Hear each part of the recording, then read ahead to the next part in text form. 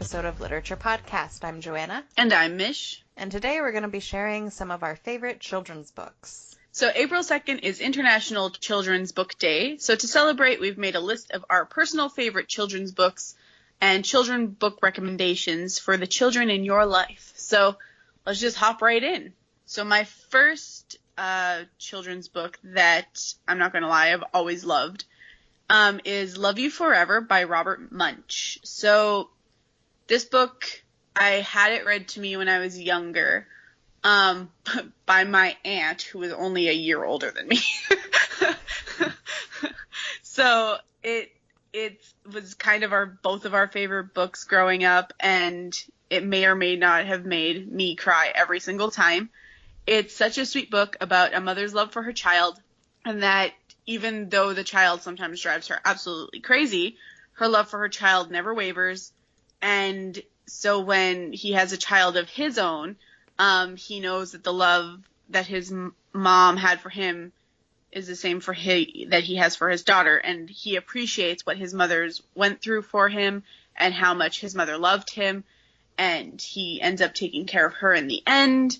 And it's just so heartwarming, and I would absolutely recommend this book to everyone and anyone who has parents or grandparents or anybody in their life that they love. Such a sweet book. I've never heard of this book before. Really? Have you read it? No. After I sent it to you. No, I didn't. You should have. Can I find it online? I'm going to read it. I'll read it to you after this podcast. I will go get it. I have 3 copies of it. I will read you a story later. I am excited you're going to read I will cry, to me. But that's okay. If you're going to cry, I'm going to need you to type up subtitles for me. I can get through it. I just cry. I can read and cry at the same time. Right, the first one on my list is technically 3 books, but they're short. But The Scary Stories to Tell in the Dark books by Alvin Schwartz. Oh, I fucking love them. This is the most nostalgic thing for me. I remember when I first got these books, I had no idea what they were. But I think it was 2nd grade is when I specifically got them. My grandmother was still alive. So she took me to the book fair. And I had a really hard time finding something I was interested in because I got really into horror movies when I was younger. I loved It. I loved Hellraiser. Sometimes They Come Back, etc., etc. And my little soul kind of grew up loving the Sci-Fi Channel before it was spelled S-Y-F-Y. Siffy. And the only other horror books that I had been able to find in our library in general that wasn't specifically Halloween themed was Goosebumps books. But yeah, children's books, I didn't find a whole lot of horror back in the day. But my grandmother took me to the book fair, and I remember being so fucking excited because the covers were so creepy and it stood out and it really drew my attention. And I remember flipping through the book thinking oh my gosh, all these grotesque images are popping out to me, and I wanted it. I really wanted it. So my grandmother got them for me. And the most hilarious thing is I'm pretty sure this is the same time that I bought this little mini pack of books that was about Britney Spears and NSYNC and Backstreet Boys. So what a fucking combo. I had a combination of interests, pop music and there's nothing wrong horror. With that. Now I'm curious though. NSYNC or Backstreet Boys? Fuck. Which one? Which one do you prefer? I'd have to say Backstreet Boys. That's what I knew first. Okay, I'm going to be honest. When I was younger, I could not tell. I didn't even know NSYNC was a thing until I was who the fuck's this? It sounds just like Backstreet Boys to me because, I didn't have an ear for music and fucking, when I was, 6, 7, I don't know. But then it was oh, this is NSYNC. Okay, I mean, they're like both Backstreet good, Boys. but Backstreet Boys is better. Yeah, those are fun. I'm glad you finally read them. I remember them being scarier when I was little. I feel like I only read 2. I thought you read all 3. Am I? I don't know. I'll have to check. Okay, well if you haven't read the 3rd one, I have it. I'll let you read it. All right, so my next one is last year, I guess, a few months ago, we got sent a book to review because on my blog, I review books with my kids sometimes too. And this was one of the first ones we got sent, and I absolutely loved it. Okay, so it's called Bearded. It's by Jeremy Billups. Do you think it's weird for a bear to have a beard? Well, you're greatly mistaken. I love this book so much. So for so many reasons. Okay, so first of all, the illustrations in this book, which are all done by Jeremy Billups, are beyond amazing. They're clean and minimalistic, which is nice compared to some other children's books with like a lot going on, kind of attacking your eye. But this one, it's like so minuscule, but it's just also so colorful that the pictures really like come out at you. So it's got a hilarious story. It's one that rhymes, which makes it so much easier to read out loud. And seriously, if you get a hold of this book, you need to take a look at the back. It has little reviews that are fantastic. Because seriously, if Santa Claus likes this book, how can I not like this book? You guys need to check this book out. Trust me, your kids will love it. Your aunt will love it. Your dogs will love it. Like, your weird Uncle Fred, who has a very long beard, will love it. Like, it is just an adorable book. I loved it so much. So, when you read I will read that one to you, too. Okay. Well, since the dog will love it, too, I gotta get Padfoot in here. Everybody loves this book. I remember reading it. After we got it, we reviewed it, and I read it, like, every day, 3 times a day, for, like, a week and a half, because my kids loved it so much. So, do you have it memorized? No. No. I only have one book memorized from reading to my kids through their entire childhood. I only have one actual book memorized. Which one is it? It's called Carry Me, or Baby Animals. It's one of those books that, like, it's not really a book. It's more like you touch the cat's tongue to see how rough it is, or like you like pet the fur. So I don't really know if it has a. Is Padfoot scratching? You done? I don't know if it has a name specifically, but yeah, it's like Carry Me Animals book. I don't know, easy to carry book because it had a handle. Oh, well, that's nifty. Yeah, it's not on my list of favorite books, but both me and my husband can for sure remember a couple of those pages. All right, the next one on my list is Please Don't Feed the Vampire by R.L. Stine. And this was the first Give Yourself Goosebumps book that I had ever read. Like, I didn't know they were a thing. You know? Like what, the Choose Your Own Adventure books? Yeah, like I didn't know that was a thing. Oh. But if you do not know what that means, if you have never read the Give Yourself Goosebumps books, basically while you're reading, you follow the plot, and then you get to this point where you get to make a choice. And whichever choice you pick, you flip to that page, and then you have to make a decision on that page or whatever. You just kind of keep going and until it tells you you're done. There are numerous endings and numerous things that can happen in the middle, and it can just all be different. But it was a really fun concept to me when I was younger. Like, I mean, it's still fun. I still want to own them all. But this book involved vampires and dogs, which were two things I was very fucking passionate about as a kid. Like, don't fuck with my vampires or my dogs. I'm still obsessed with dogs, but, you know, whatever. Vampires kind of gone by the wayside for me. You know, I read this book so many times. I was obsessed with getting every single version that I possibly could of this story. Like, I don't know how many times I read it and was like mapping out, okay, I've read this one, I've made this decision last time, and this one, and I had to just kind of keep going. It's like old school Netflix Bandersnatch, but in book form, and okay to be read by children.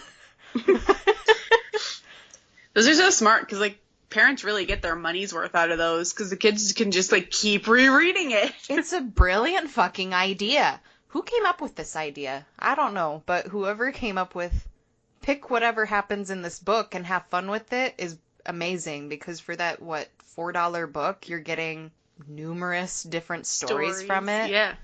I love it. I really want to find that book again. I don't own it anymore. I never owned it because I had to get it at the library. I But just bought, not that one, but I just bought a Choose Your Own Adventure book from the thrift store last week. And I was so excited about it. I'm like, oh my God. But I'm like, how am I going to review this? Because, I mean, I'd have to read it like 40 times. this version was okay. I give it a 3. This you guys version, pick this. 10. This version Yeah. was a 6. So that one might just be for fun and not actually posted on the blog. But yeah.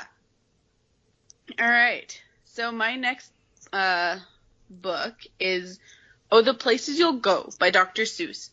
So this book addresses life's ups and downs with humorous verses and illustrations while encouraging readers to find the success that lies within.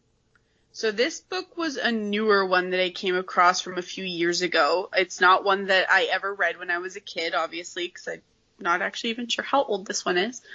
But when I read it, I absolutely adored it.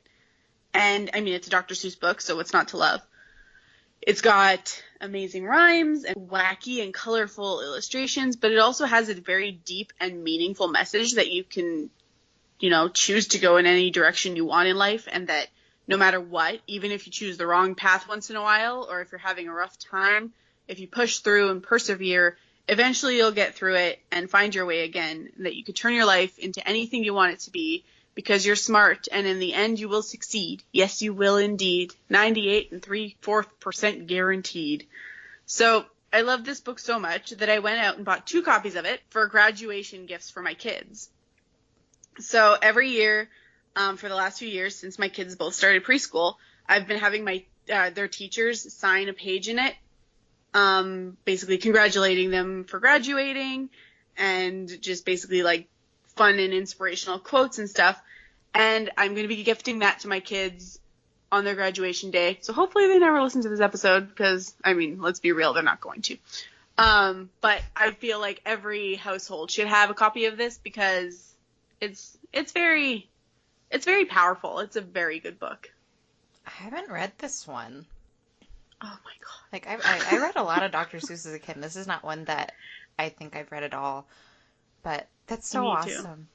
That's their graduation present, and that's the message that it sends. Like, I love it. Yeah, like, you will succeed, So, I love it. I'll have to show you that when you come out. We'll go and hide because they're hidden in my room so that the kids never find them. So we'll go sit in there and I'll show them to you. But they're really cute. And the messages that the teachers write in them are adorable. Oh, it's just amazing. Like, I remember I had to write a letter to myself, and it gets sent to me when I graduated, and it was what I wanted to do, and at the time, that was in my Britney Spears love. I want to be a pop star. Yeah, and so I get this letter at 18, I'm like, fuck that. Ew, this no. sucks. No thanks. But no. That's awesome. All right, the next one on my list is The Rainbow Fish, which is written and illustrated by Marcus Pfister? Man, that's a rough name. If it's Pfister, like, I don't want to know what kind of names you got called. Growing up. All. Especially. So, I remember this being read to me as a child. Like, I didn't own it. It got read to me by the librarian. But it really stuck out to me, and I hate to say it, it was the fucking holographic glitter scales that stood out to me, and I was like, damn, yeah, I like that book. It's so shiny. Absolutely ridiculous. But basically, this little story is about a fish with rainbow scales and a few, like, super sparkly and shiny scales and just, super pretty. And I think one of the other fish, they ask if he can have one of the shiny scales, and the rainbow fish says, no. So the rainbow fish ends up being really lonely because, yeah, he has all his beautiful scales, but he has no fishy friends. Poor fish. So he ends up getting advice from this octopus, and she tells him how he can achieve happiness, and by achieving happiness, he needs to give up his beautiful scales and give them away. So That's what he did. The little fish that initially asked him about one of his rainbow scales, he gives him one of his little scales, and then another fish wants a scale, so he gives another one, and it's cute. I liked this book as a kid. As an adult, I'm seeing it in a much more morbid sense of like, wow, someone's just asking you to give them parts of your body. Like, can you rip this off your body and give it to me because it's pretty? Excuse me, can I have your arm? Like, that's Can I kind just of have the your fucking skin? Thanks. Can you peel off this section? It's real pretty. Yeah, like, I don't know. I loved it as a kid, but now it's like, why are you asking for someone else's scales? Like, that's kind of their protection. What are you doing? It's weird, but I still like it. And now I kind of want a copy now that I've thought about it again. Because It is a good one, though. I remember reading it to my little brother when he was a baby. I was 10 years old when he was born, so I read him a lot of, like, storybooks, and I remember reading that one, and it was one of my favorites to read. It was a cute story. It was shiny. It It was was smooth, too, like where the shiny pieces were. It's like one of those books, like, you could just not see it for years, and you're gonna know what it is, because it was so different. Okay, so my next book is Binks the Jinx by Michelle Hurd. So when he moves to a new town, Binks the cat finds it hard to make friends. The other cats call him a jinx and say that black cats are cursed, but his new friend Jin proves that Binks is the luckiest cat around. I thought this book was adorable. I absolutely loved the entire anti-bullying and anti-judging message of this book. Moving to a new place is hard enough without people being horrible to you. It's not right to judge people. It's not right to be hurtful and rude and mean. And this book gets that point across very well.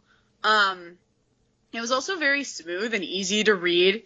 And yes, it rhymes, which is always a bonus in my opinion when kids' books rhyme, because then it's so much less awkward to read out loud to people. The words flow smoothly together. The illustrations were fun. They were simple.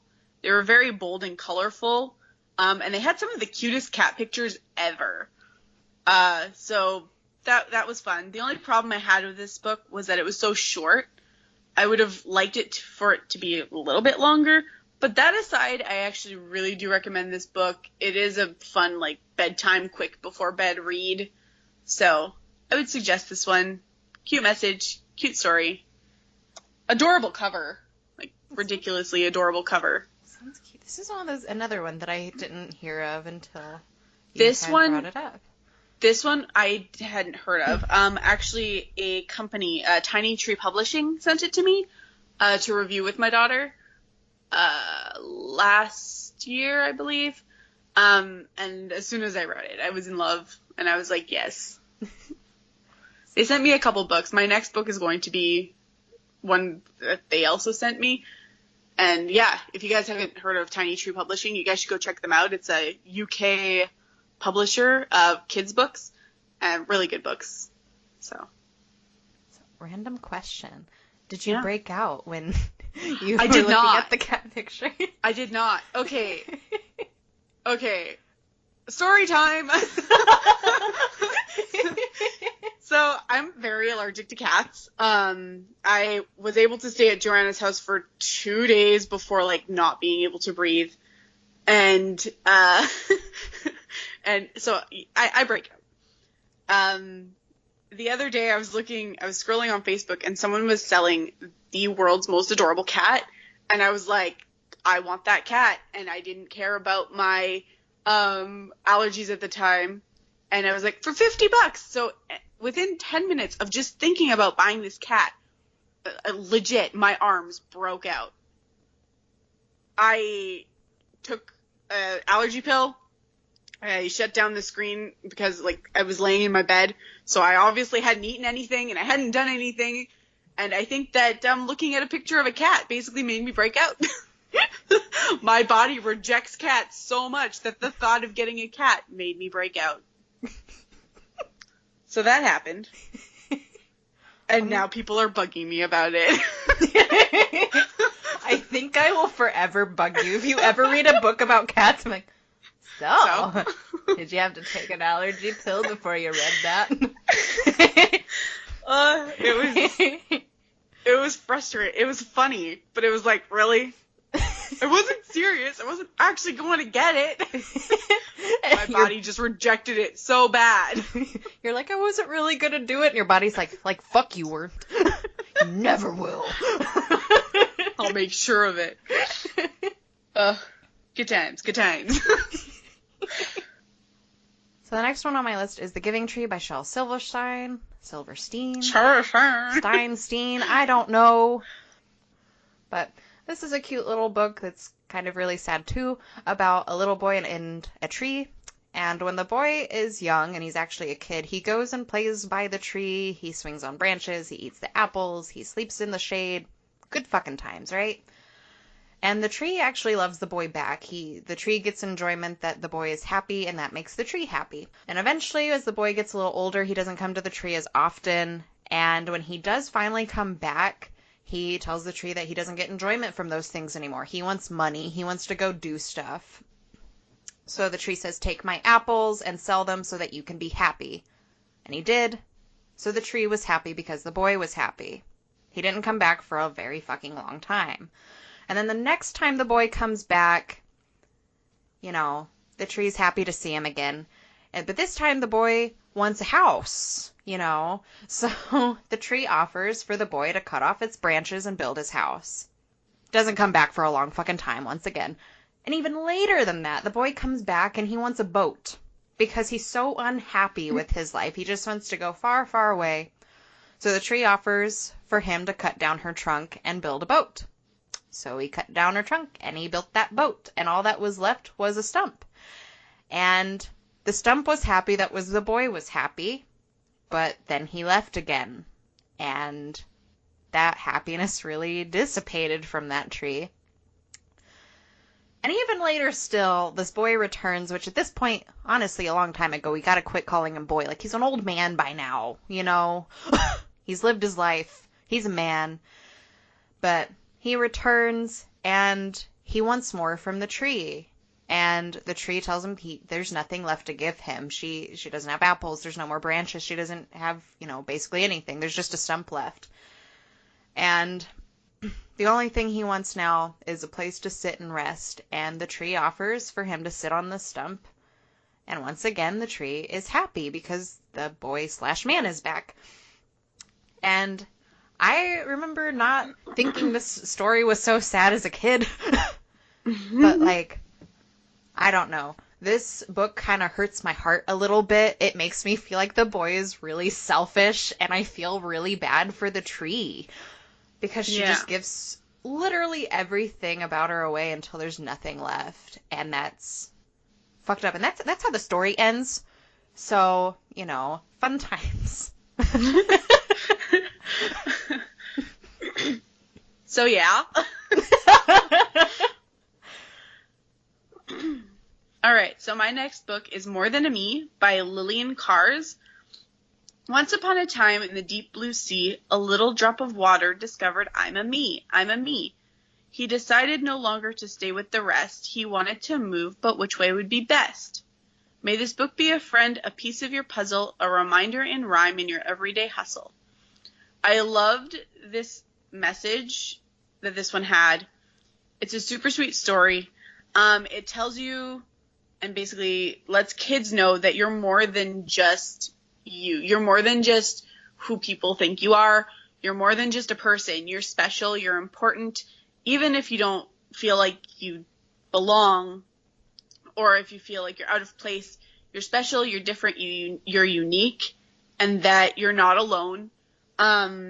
It lets you know that you're much more than you think you are and you're more than you think you could ever be. It's a really touching story, and it rhymes, which I can't stress enough is fantastic. Let me tell you. It was just it was long enough that it made a nice story, but it was also short enough to keep kids' interest, which is also very important, because if you're reading like a 40-page children's book and they leave on page 22, it's just really awkward kind of sitting there reading to yourself for 10 minutes. So I liked this book for its perfect length, its beautiful message. The pictures were just so cute. The me is a little drop of water, and he's like a mix of like Flubber and like, you know, that little pink guy from Treasure Planet. Like he's so cute. And I just really like this book. It was one of the ones that I got from Tiny Tree Publishing as well, and I highly recommend it. So sounds cute. really cute. I'll show you that one too. Oh, that's what we're doing for the rest of the day, people. We're just gonna be reading books to each other. Not a bad time. Like, that's what best friends do. I'll tell you some bedtime stories. In the middle of the day. In the middle of the day. Nap stories for adults. There we go. Alright, the last one on my list is Yertle the Turtle by Dr. Seuss. Because, again... Dr. Seuss, man. Yeah. I was like, maybe could have made an entire Dr. Seuss episode, to be honest. Really I love could. Dr. Seuss. It was hard to not pick more than one Dr. Seuss book. This story is about a bunch of happy turtles, but there's also the King Turtle. King Yertle. That's such a horrible name. No wonder he's an asshole. Yertle. King Yertle. What a dick. But King Yertle, the turtle, he wants this big fucking throne, and he basically just wants to be as high as he can, and in his mind, as long as he can see it, he rules it, you know? I don't know what kind of fucking thinking that is, but, you know, that's his thinking. So, he orders all of these other turtles to stack themselves high enough that he can get that. He can just see a bunch of shit, and it starts from, like, he can see a mile, then he can see 40 fucking miles, you know?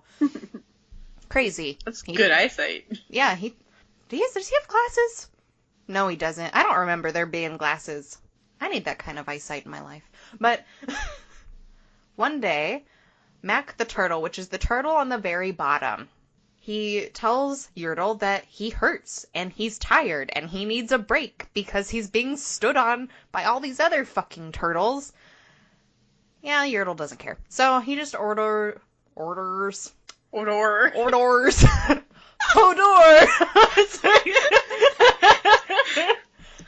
He orders more turtles to stack themselves so that he can have a better view of the land. But even so, Yertle wants to be even fucking higher. Once he realizes he's not the tallest thing in the sky, he wants to be brought to the fucking moon. Yertle decides that he wants to be as high as the moon. Max says, fuck this, and the way that he gets the whole thing to fall is he burps. You know, how else are you going to do this? So he burps, and Yertle falls from his throne of turtles into the pond. And then I think at the end, it's like he's king of the mud or something, and all the other turtles are having fun. It's like, fuck you, Yertle, you know? I don't think that's an actual thing, you know? Fuck you, Yertle. Last page. Dr. Seuss Adult Edition. Seuss puts in his books.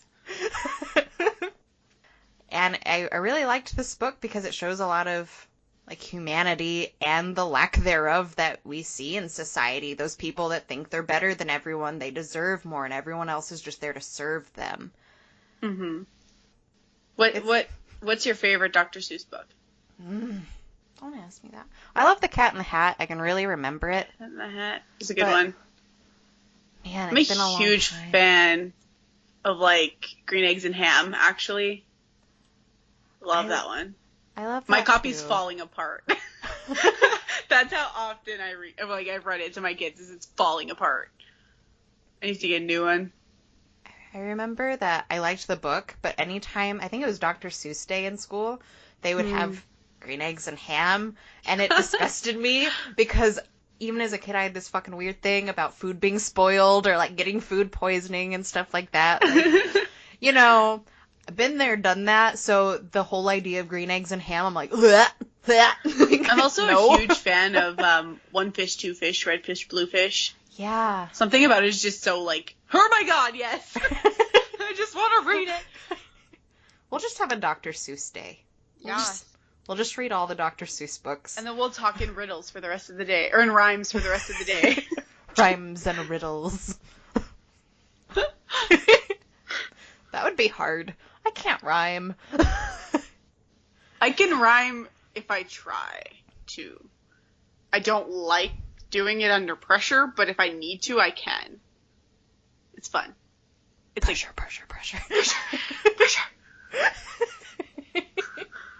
I mean, like, if people are, like, looking at me, like, expecting a rhyme, no. then I'll end up with, like, orange. Orange. This is the first word I wish to rhyme with. Orange.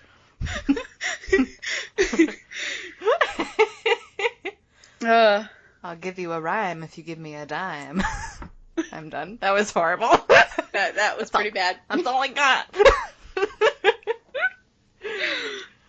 All right, bad rhyming aside, that was all we had for today's episode. What are some of your favorite children's books?